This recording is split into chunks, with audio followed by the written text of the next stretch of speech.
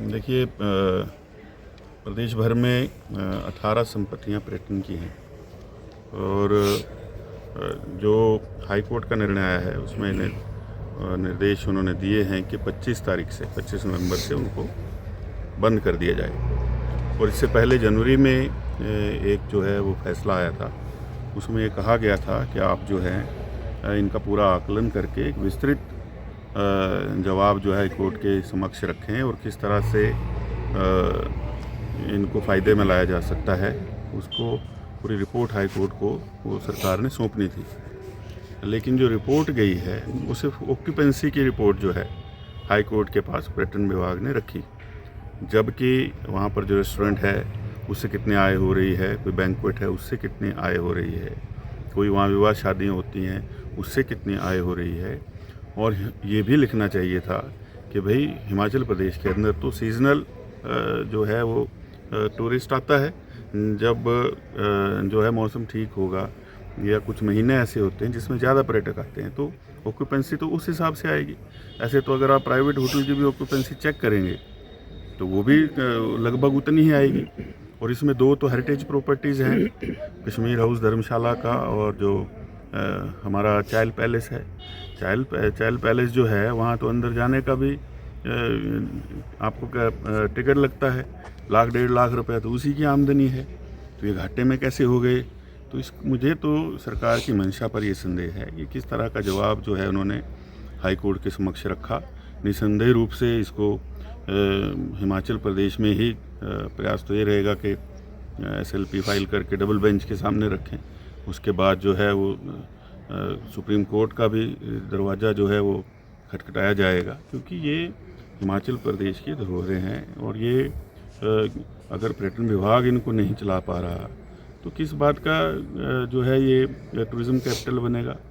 और इसको जस्टिफाई कैसे सरकार कर रही है कि आप एक तरफ से नदौन के अंदर जो है वो पर्यटन विभाग होटल बना रहा है बहुत बड़ा, अगर धर्मशाला में पर्यटक नहीं आ रहा, आपका चाइल में पर्यटक नहीं आ रहा है, वहाँ जो है वो कई 100 करोड़ का आप क्यों इन्वेस्टमेंट कर रहे हैं। ऐसे ही एक रिजॉर्ट आना है तो वो भी ऐसे दूर दराज के क्षेत्र में आप क्यों उसको ADB के माध्यम से खोलने जा रहे हैं।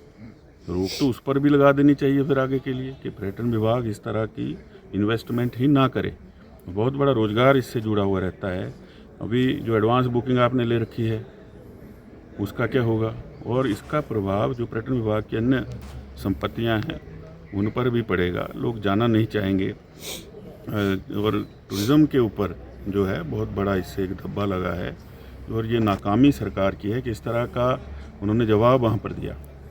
और हिमाचल प्रदेश जिसमें कि पर्यटन की अपार संभावनाएं हैं, आज की दृष्टि में जहाँ लोग कहते हैं कि ED ने FIR की, भू माफिया में लोग उठाए गए, और इसी तरह से ड्रग माफिया है, और इसी तरह से वन माफिया हुआ करता था एक समय में। मुझे तो लगता है कि वर्तमान स्थिति में ये पर्यटन माफिया कहाँ से आ गया।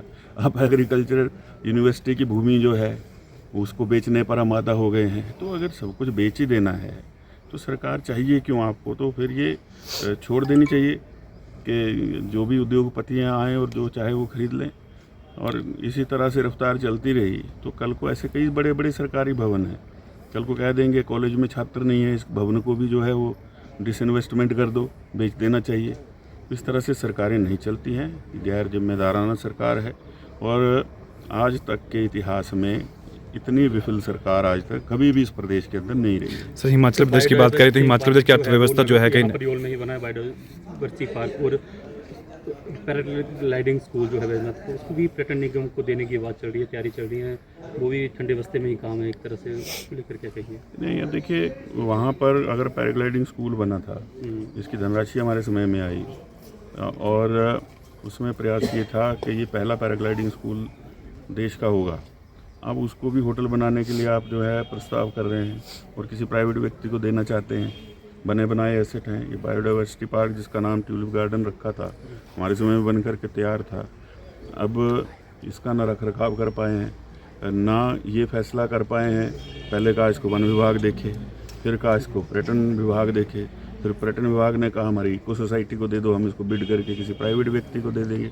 निर्णय नहीं हो पा रहे हैं। करोड़ों रुपए के ये एसेट्स हैं, प्रदेश की संपत्ति है, तो इस प्रकार से ही चलता रहेगा। तो ये तो एक तरह से ये संदेश जा रहा है कि सब कुछ हिमाचल प्रदेश में बिकने के लिए है।